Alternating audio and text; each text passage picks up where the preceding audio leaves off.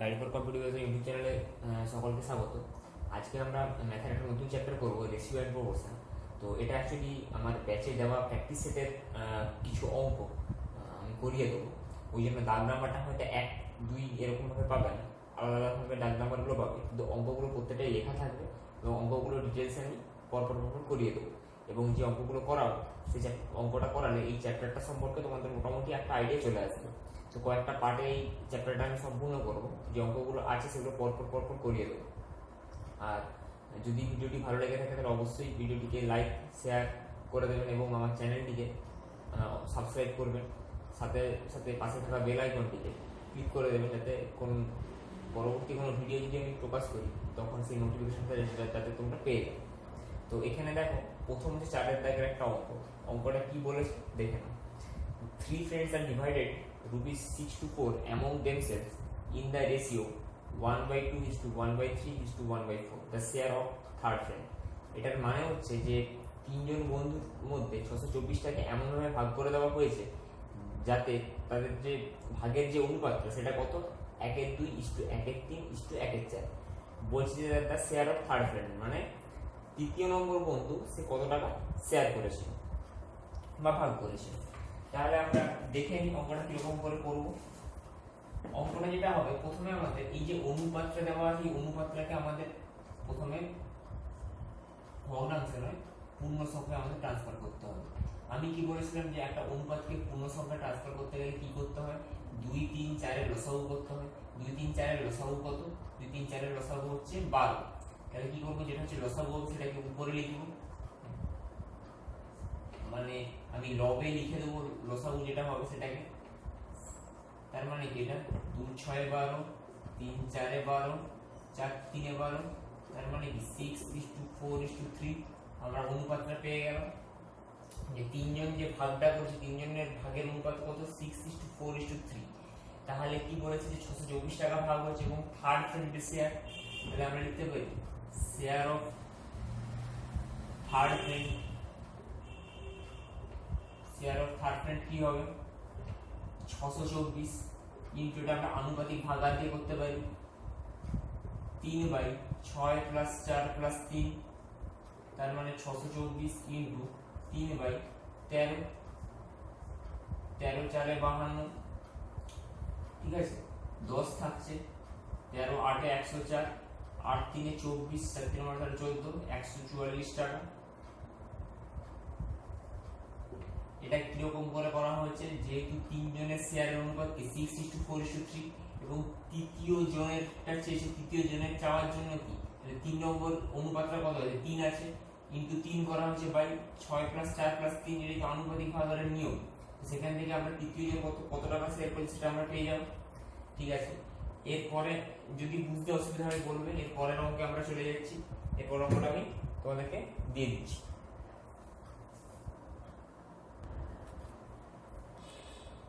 এর পরের অঙ্ক যেটা দেওয়া আছে 9 দাগের অঙ্ক, sides of two square are in the ratio 2:3.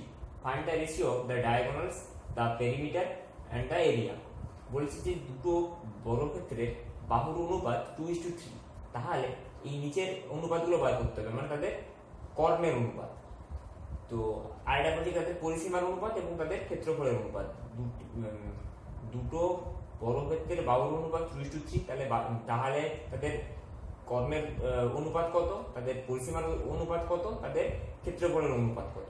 তো আমরা এখানে কয়েকটি সূত্র লিখে দিয়েছি, সেই সূত্রগুলো আমাদেরকে মনে রাখতে হবে। কি কি সূত্র? দুটি বর্গক্ষেত্রের বাহুর অনুপাত যদি a:b হয়, তাহলে তাদের কর্ণের অনুপাত কত হবে, a:b হবে। তাহলে এখানে দুটো স্কয়ারের বাহুর অনুপাত কত বলেছে, 2:3, তাহলে তাদের কর্ণের অনুপাত কত হবে, 2:3 হবে। আমি যেহেতু বলছি a:b হলো, ওই কর্ণের অনুপাতটাও a:b হবে, তাহলে এর অ্যান্সার হবে 2:3। তারপরে কি বলেছে যে দুটি বর্গক্ষেত্রের বাহুর অনুপাত যদি a:b হয়, তাদের পরিসীমার অনুপাত কত হবে, a:b হবে। তাহলে এখানে কত দেওয়া আছে, বাহুর অনুপাত 2:3, তাহলে তাদের পরিসীমার অনুপাত কত হবে, 2:3। আচ্ছা, ডায়াগোনাল মানে কর্ণ, পেরিমিটার মানে হচ্ছে পরিসীমা, তারপর কি তার এরিয়া মানে ক্ষেত্রফলের অনুপাত। বলেছে যে দুটি বর্গক্ষেত্রের বাহুর অনুপাত যদি a:b হয়, তাহলে তাদের ক্ষেত্রফলের অনুপাত হবে a² = b²। তাহলে এখানে বাহুর অনুপাত কত, 2:3, তাহলে ক্ষেত্রফলের অনুপাত কত হবে 2^3^, তার মানে 4:9। এই সূত্রগুলো মনে রাখলেই হয়ে যাবে। এরপরেও ঠিক একই টাইপের আরেকটা অঙ্ক আমি তোমাদেরকে করাচ্ছি।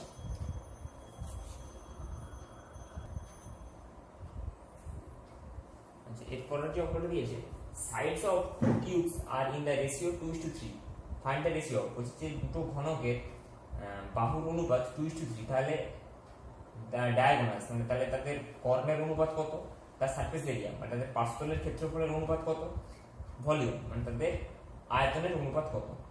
তাহলে আমরা এখানে সূত্রগুলো দেখে নিই। দুটি ঘনকের বাহুর অনুপাত যদি 1:b হয়, তাহলে ঘনক দুটির কর্ণের অনুপাত কত হবে h/b। তাহলে একের অ্যান্সারটা কি, কর্ণ চেয়েছে তো, কর্ণের অনুপাত চেয়েছে, তার মানে h/b বলতে কি এখানে 2:3 আছে। Sides of the two cubes are in the ratio 2:3, ওই জন্য অ্যান্সার হবে 2:3। তারপর এটা কি বলেছে যে দুটি ঘনকের বাহুর অনুপাত h/b হলে ঘনক দুটির ক্ষেত্রফলের অনুপাত কত হবে a²:b²। তাহলে এখানে কি যে ঘনকের বাহুর দৈর্ঘ্য কত 2:3, তাহলে সারফেস এরিয়া মানে তাদের পার্শ্বতলের ক্ষেত্রফলের অনুপাত কত হবে a²:b², মানে হচ্ছে এটা হবে 2^3², তার মানে 4:9। তারপরে কি বলেছে যে দুটি ঘনকের বাহুর অনুপাত h/b হলে ঘনক দুটির আয়তনের অনুপাত হবে a³:b³। ভলিউম চেয়েছে মানে আয়তনের অনুপাত চেয়েছে, তাহলে এখানে কত h/b মানে 2:3, তাহলে এখানে আয়তনের অনুপাত কত হবে 2³ 2³ মানে 8, 3³ মানে 3 × 9, 9 × 27, 8:27। তাহলে এগুলি হচ্ছে অ্যান্সার হবে। দেখে নেবে, সূত্রগুলো মনে রাখলে এই অঙ্কগুলো সহজেই করা যাবে। আচ্ছা, এরপরের অঙ্কে তাহলে যাচ্ছি। এর যে পরের অঙ্কটা আছে বলছে a:b = 4:9, a:c = 2:3, দেন a+b:(a+c) সমান কত। আচ্ছা, a:b = 4:9। আবার এখানে যেটা দেওয়া আছে a:c = 2:3। আচ্ছা, আমরা যদি এর যে এইখানে যে ভ্যালুটা এই ভ্যালুর সঙ্গে যদি সমান করে দিতে পারি, তাহলে আমরা a R b R c এর মানটা আমরা ধরে নিতে পারবো। এখানে যদি আমরা 2 গুণ করি তাহলে কি 4 হচ্ছে, যদি এদিকে 2 গুণ করি তাহলে কি অনুপাতের উল্টো দিকে সেদিকেও 2 গুণ করতে হবে, তার মানে কি 4:9, 6, 3 × 6 4:6। তাহলে আমরা এখান থেকে ধরে নিতে পারি a = 4, b = 9 আর c = 6। চেয়েছে কি a+b, a+b সমান কত, a কত ধরেছি 4 + 9 10 11 12 13, আর a+c সমান কত হবে 4 + 6 মানে 10। তাহলে a+b = a+c সমান কত হবে 13:10। এটাই হচ্ছে অ্যান্সার। খুব সহজ অঙ্ক।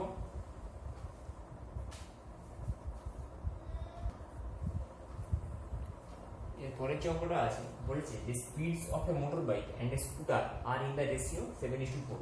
বলছে যে একটা হচ্ছে মোটর বাইক এবং একটা স্কুটারের তাদের গতিবেগের অনুপাত 7:4।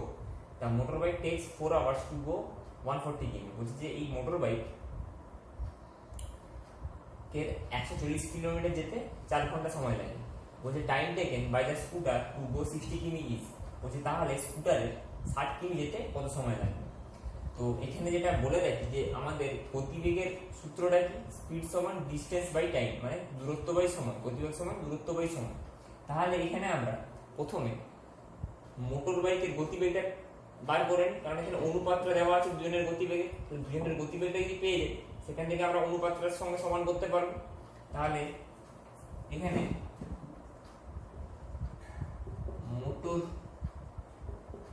বাইকের গতিবেগ কত হবে 140/4, কারণ দূরত্ব বাই সময় বলেছি। আচ্ছা, তারপরে কি বলছে time taken by the scooter to go 60 কিমি। বলেছে যে স্কুটারে 60 কিমি যেতে কত সময় লাগবে। ধরি স্কুটারের 60 কিমি যেতে সময় লাগবে x ঘন্টা। দেখো তাহলে কি এটা হচ্ছে দূরত্ব আর এটা হচ্ছে সময়, তাহলে এখান থেকে আমরা স্কুটারের গতিবেগ পেয়ে যেতে পারি 60/x। ঠিক আছে, এইবারে কি বলেছি যে মোটর বাইক এবং স্কুটারের রেশিও মানে স্পিডের রেশিও, তার মানে কি গতিবেগের অনুপাত কি 7:4। তার মানে আমরা লিখতে পারি এটা 140/4, এটা ইজ টু 60/x সমান কি 7:4। এটা তো বলেই দেওয়া আছে, এখানে আমাকে x এর মানটা বার করতে হবে। তাহলে এখান থেকে আমরা লিখতে পারি 140/4 বাই 60/x সমান 7/4। আচ্ছা, এটাকে আমরা যদি ঘুরিয়ে লিখি 140/4 ইনটু x/60 সমান কি 7/4। তাহলে এখান থেকে লিখতে পারি x সমান 7/4, এইগুলো কি উপরে গুণ হয়ে যাবে 4 × 60, আর এটা কি যেহেতু উপরে গুণ আছে এটা নিচে চলে আসবে টু 1/140। বুঝা গেল? দেখো এইখানে 0 0 কাটবে, 7 2 14, 4 4 কাটবে, 2 3 6, তার মানে কি হবে x সমান 3। তার মানে কি স্কুটারে 60 কিমি যেতে 3 ঘন্টা সময় লাগবে। অ্যানসারটা বেরোলো। যদি বুঝতে অসুবিধা হয় বলবে বা জিজ্ঞেস করবে, বলে দেবো আবার।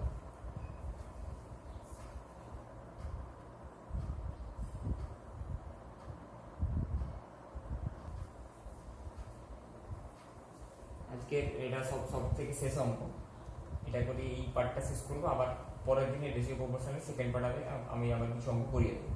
তো এই অঙ্কটা কি বলেছে, 3 numbers are in the ratio 3:4:5, যে তিনটে নাম্বারের অনুপাত 3:4:5, the sum of the largest and the smallest equals the sum of the third and 52, the smallest number is। বলছে the sum of the largest and the smallest, বলছে সব থেকে যে এই যে অনুপাত দেওয়া আছে এর মধ্যে সবথেকে বৃহত্তম সংখ্যা এবং ক্ষুদ্রতম সংখ্যার যোগফলটা equals the sum of the third and 52। বলছে এই যে ক্ষুদ্রতম এবং বৃহত্তম সংখ্যার যোগফলটা তৃতীয় সংখ্যা এবং 52 এর যোগফলের সমান। তোমরা এই অঙ্কটা ম্যাক্সিমাম জন ভুল করেছে, এইখানের ভাষাটা বুঝতে না পারে। বলেছে যে largest and smallest, sum of the largest and smallest, বলছে এই যে অনুপাত এর মধ্যে বৃহত্তম এবং ক্ষুদ্রতম সংখ্যার যে যোগফল equals the sum of the third and 52। Sum of the third মানে তৃতীয় যে সংখ্যাটা আছে সেই সংখ্যার সঙ্গে 52 এর যে যোগ করলে যে সংখ্যাটা হচ্ছে সেটার সঙ্গে ক্ষুদ্রতম এবং বৃহত্তম সংখ্যার যোগফলের মান সমান, দ্য স্মলেস্ট নাম্বার ইজ। বলছে তাহলে ক্ষুদ্রতম সংখ্যাটি কত। এখানে যেহেতু অনুপাত 3:4:5 দেওয়া আছে, আমরা ধরে নিতে পারি সংখ্যা তিনটি কি কি 3x 4x এবং 5x।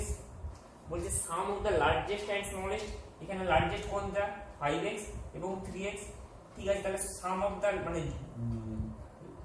বৃহত্তম সংখ্যা এবং ক্ষুদ্রতম সংখ্যার যোগফলটা ইকুয়ালস মানে কার সঙ্গে সমান, the sum of the third and 52। Third সংখ্যাটা কত 5x না, এন্ড 52 মানে 52 এর যে যোগফল তার সঙ্গে এই বৃহত্তম এবং ক্ষুদ্রতম সংখ্যার যোগফলের মানটা সমান। তোমরা এখানে থার্ড বলতে তোমরা সবাই 4x টাকে ধরে নিয়েছো, বাট থার্ড বলতে কি তৃতীয়তম নাম্বার কোনটা 5x টা, তো তাহলে 5x প্লাস 52 নিতে হবে।